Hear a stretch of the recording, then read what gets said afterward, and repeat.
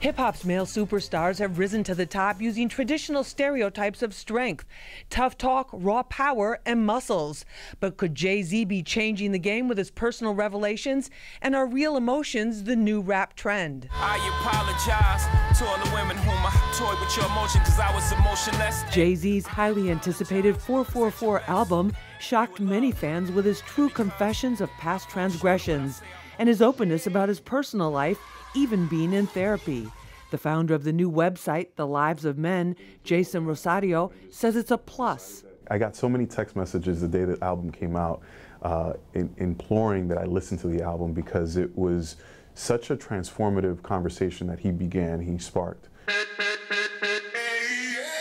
The gangsta image popularized by so many of the biggest rappers like 50 Cent and T.I. early in his career personified the hip-hop hit formula. Ever evolving, T.I. recently got emotional on Instagram about his estranged wife, Tiny. 90s stars like Biggie and Tupac rapped about deep feelings, but it was overshadowed by the gangster rap lyrics and real-life street drama, says Chuck Creekmur, founder of allhiphop.com. It may feel like it's new, but rappers have been expressing their emotions for as long as there's been hip-hop music. Despite that, Creekmur says Jay-Z definitely shifted the culture and is helping to move it in a positive direction. We're seeing an openness about what people are going through, particularly black men, that we haven't seen before. The fact that so many people have followed Jay-Z's career intensified the impact of his message that it's okay for men to talk about their feelings, says Dr. Elisa English. Jay-Z is a larger-than-life figure right now, and so he certainly has a following and an influence. We hope that he utilizes this platform as a way to kind of raise the bar around demystifying, mental health. It remains to be seen if more sensitive images of our biggest male hip-hop stars as family men will become more common than the familiar hyper-masculine images.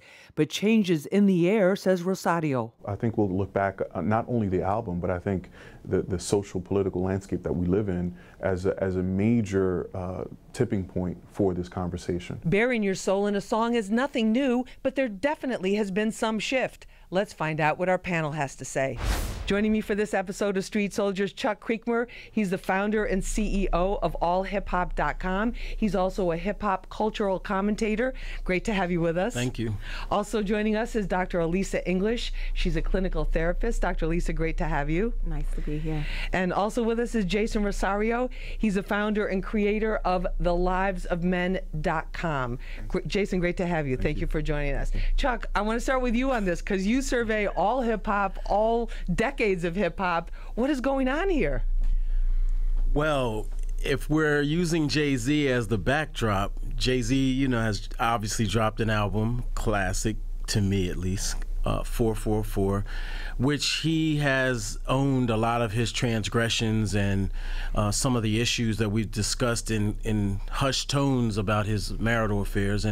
But he's, I think, opened up a can of worms on a broad level about men, masculinity, showing emotions, owning some of the mistakes or feelings that you have. Everything from the song "Smile," which he talks about a variety of issues, including his mother.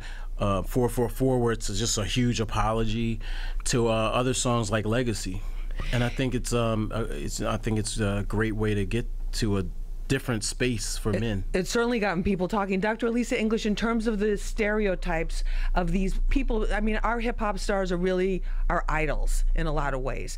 So do you think that's going to have an effect on male behavior? Absolutely. I mean, Jay-Z is huge. He's larger than life. I mean, I grew up to Jay-Z, with Jay-Z, so I think that he's awesome. But I think there's something interesting happening. It's almost like there's a shift in terms of what masculinity looks like. I mean, now it's like it's strong to talk about your infidelity. It's now strong to remove the mask of all the things that have been going on, sort of allow yourself to be vulnerable. And like that actually shows more strength. It also is shifting towards maturity. Like you see so many rappers, they're older gentlemen who tend to act very immature, and I'm not in terms of what they do it's for their families and that kind of thing, but the way they dress, the way they act, the image. And so I think what he's saying is that, listen, this is what it's about as you grow older, as you mature, as you begin to become really a strong black man in America. Jason, what about the impact on men of color? Because we've had a lot of discussions on this program as well as in the communities about the demonization of black men in particular in terms of the mainstream media. What impact do you think these changing hip-hop images are having, if any? I think it's important, and I think it's timely and it's relevant. I think we know what we've lived over the last 18 months with police shootings and the attack. Black men are under attack, and so I think when we see someone like Jay-Z use his platform to talk about issues that are being had, or conversations that are being had in very safe spaces, and bringing that to the forefront, I think it's important, and it helps to kind of start to reframe masculinity as it relates to men of color in particular, and really debunking some of those myths and stereotypes. So I think it's important. What do you think are some of the stereotypes that are out there about men of color in particular, Chuck? Well, I mean, I've talked about this before, and you know, there's a myth that you're just inhumanly strong. I mean, inhumanly strong, that you can take anything and not feel any kind of way about it. Absolutely. I mean, there are even studies where white people, I'll be very specific, believe that black people have extraordinary strength. Yeah. And I think that's one of the biggest myths. I was talking to Jason about the myth that men are not emotional, have no emotions, right. You know, and that's just a fallacy. I mean, it's just completely wrong. Hypersexual, like, you know, really hypersexual, philandering, adulterous, no one's really married, just baby mamas everywhere. Like, he's really, you know, taking a different approach and really setting a tone for like an image of a black man that is really true. I mean, there's many black men that are out there that are married and raising their children, raising families and taking care of their home. One was president of the United States, right? I mean, is it filling out that picture? So it's not just this thing of like, okay, the strong black man who's the successful athlete, the you know, hyper masculine man who's the hip hop star who's always performing without a shirt on and some chains. Is this rounding out the picture to everybody? Totally, and I think we have to start by understanding what masculinity is and what it's not. And will define that for us? Well, it's hard, right? I can't. You have the website, right? But I'll say this. I think we can start with understanding that masculinity is a social construct, right? And it's also it also exists on a spectrum, right? There are very different or varying degrees of what a man is and what he's not. And I think once we start to separate that from the misconception or the misnomer that being vulnerable and emotional is masculine or not masculine, then we can start to have a real conversation. But I think you're right. I think you both made good points about the dehumanization of black men. And if I can just give you one quick example, Terrence Crutcher, when he was shot, right? 100 feet in the air, the person in the helicopter said, well, he looks like a bad dude. What does that mean? Right? Just because he's 6'4", 200 plus pounds. And so that's what we're fighting against, right, with all of this. And those images. And we have a lot more to talk about. This is Street Soldiers. I'm your host, Lisa Evers. We're talking about hip hop and masculinity. We'll be back right after this. Women have been mixed as well, like, you cheated on your wife. What do you mean you? Not just your wife, Beyonce. Go ahead. Do you want to be a part of Street Soldiers? We're getting ready for this year's Push for Peace Town Hall, and you can be in the audience. It's your chance to meet hip-hop artists and Hot 97 personalities. Join us Saturday, August 12th at Brooklyn Borough Hall. Doors open at 1 p.m. and seating is on a first-come, first-served basis. Follow Lisa Evers on Twitter, Instagram, and Facebook for more details. Now, Jay-Z with the 444 album, which was so hyped, you know, it was everywhere. We saw the signs on taxi cabs, on billboards, posters up on the street corners. In terms of how it's being received, Chuck, and this more open, the emotional, owning up to mistakes, is very, very different from the Jay-Z of the old days. Like, I'm going to flood these streets. You know, telling the U.S. government, I'm going to flood these streets, and you know, all the hustling and everything like that, and the way he talked about women. What do you? How are people like? What's the buzz? I think there's been two sides to it. I think there's been the one which is obviously overwhelmingly positive, you know, refreshing and you know, even the music selection is so different. And then I think there's another side as well, you know, where Jay-Z is a man of a certain age and, you know, maturity, if you will. And some are like, yeah, it took you a minute to get here. You know what I mean? So, so some people are like, you can't tell me what to do after you've done all of this, and now you're this individual. And I think so there is some backlash, and I think it's not just the part about the women. Like, women have been mixed as well. Like, you cheated on your wife. What do you mean you? Not just your wife, Beyonce. Go right ahead. Exactly. Right. And I think that was a real bummer for a lot of women because you're like, if Beyonce's man can't be loyal, this is really, that was like a real downer. No comment. Okay, but I'll add to that. I think it's the reaction has been mixed, overwhelmingly positive, but I think it just speaks to where we are as a culture, right? I think we're yearning for our leaders to take that role and to take that step in really showing us that there's a level beyond the money, the cars, the jewelry. We want to hear some substance from these folks, and I think I applaud Jay-Z for doing that. But is it a question of maturity? The fact that he's, you know, now he's a father again. He's been at this for a while, and is this just part of the growing process of the? Dr. Elisa? I think he's had a certain sophistication about him over the years, even in his difficult days and in terms of growing up in Marcy. And I think one of the interesting things about the album is that he wanted to remind people that I'm still from Marcy. Like, so as though, you know, I'm revealing all of these things about me and I'm becoming much more vulnerable and allowing people to see me from a different lens. But if you run up on me, I'm still going to handle my business, Marcy, right? I'm from Brooklyn. So, you know, Marcy me. Home of the biggest. You know, he still had to validate that. So that being said, it's interesting around masculinity. Like, he knew that this album would be received from, you know, differently by different people, but he also wanted to remind them that I'm still about that life. and still can handle it. So is it adding more dimensions to how we look at men? Absolutely. I think it has to because we're showing the layers of emotions. And I think going back to one of the comments that you made, Chuck, is the perception that men are emotionless is, I mean, it's fallacy, right? We're human beings. We bleed just like anyone else. And I think it's just the problem, though, is that our emotions, the way they tend to come out is in anger. Right? They don't necessarily come out in healthy ways. And I think one of the reasons I love this album is because he's showing you, I mean, he talks about therapy. Right. He talks about apologizing to his kids. I mean, these are deep, deep, deep emotions that we might have one-on-one, but we're not talking in public. In public. And by public figures. It's usually just like, go buy my album or download my album. Right. I think what was also interesting, the footnotes. I don't know if anyone was able to watch that sort of mini documentary. I think more powerful than the actual album. Yeah, it was very powerful, almost like a group therapy session where all, you know, a variety of black men are like sharing their mistakes and struggle. And it was just really powerful as they began to kind of think about, wow, I could have done something different, and who was it that was defining what it meant to be a man for me? And it was very good. I think that was my thing is, why does it take Jay-Z for this to happen? I mean, first of all, there have been and still are a lot of artists who have been doing this for quite a while. Like, for example, would you say? I mean, Cudi. Right, Kid Cudi talking about the depression, definitely. Absolutely. I mean, Kid Cudi, Vic Mensa, I mean, even like a Kendrick Lamar. Right. I mean, Drake used to get joked on for being emotional. Remember that?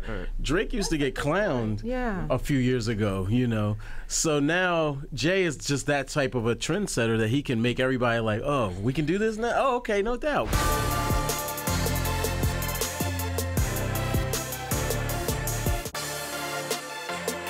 I want to talk about the misogyny because the misogyny in hip hop is something that has been around since day one. To some extent reflects what's happening in the culture as a whole, but in other respects is a lot more intense and has a much greater impact, especially on our young girls.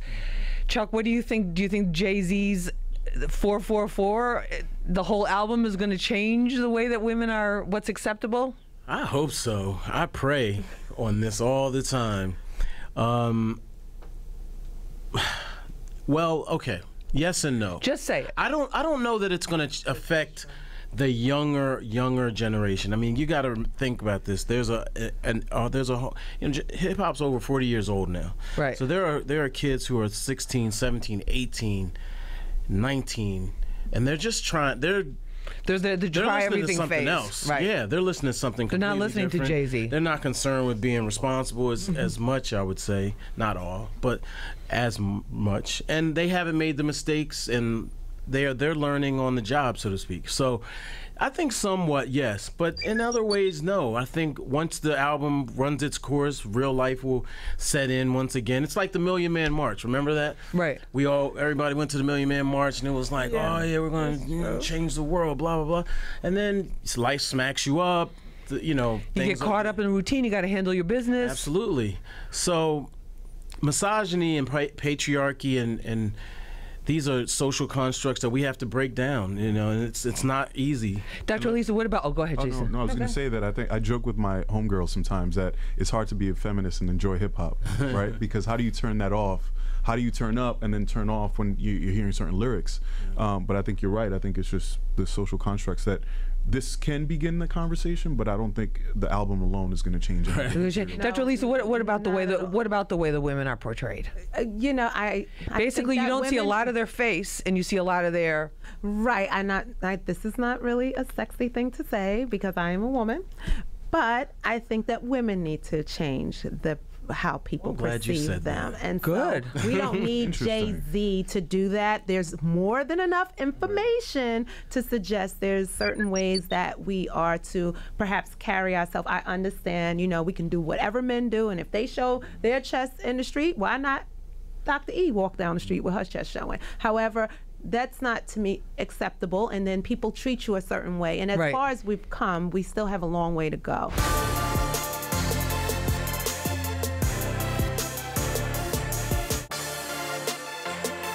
Dr. Elisa, is this a good opportunity for women to talk with their men? Oh, absolutely. Because you know how there's another stereotype too. It's like we like to talk our way through problems, and they don't really like to talk about them. Yeah, I think it's a great opportunity to use the Jay-Z album to, have those conversations. But I think, comparing a man to another man isn't always the best way to get their attention, because men oftentimes feel like, you're trying to put them down in some way, or very competitive, right? I'm supposed to be competitive with Jay-Z. Well, I'm not Jay-Z, I'm me. Right. So, this is what you're dealing with. It's like the guy that shows you the picture on Instagram is like, why can't you look like her? Right. Like, sorry, your feelings would be hurt. And I think that, I think women should be careful comparing their man to Jay-Z. But I think that it's a great opportunity to have the conversation about the things that he expressed. Jason, in terms of what advice do you have for men? I think because you get a lot of feedback from guys. Yeah, absolutely. I think the advice and the feedback that I get from men is that, or what advice do I have from men? Just in terms of dealing with these things. Be honest with yourself. Really look in the mirror and don't be afraid to call yourself out on your own nonsense stuff, right? Yeah. So and then don't be afraid to seek help and ask for help. Right. Chuck, predictions on hip hop? Do you think this is, hip hop therapy? Yeah, I definitely think that again, this is something that's been there, but I absolutely hope that we allow our artists to be deeper than the music video, right? We need.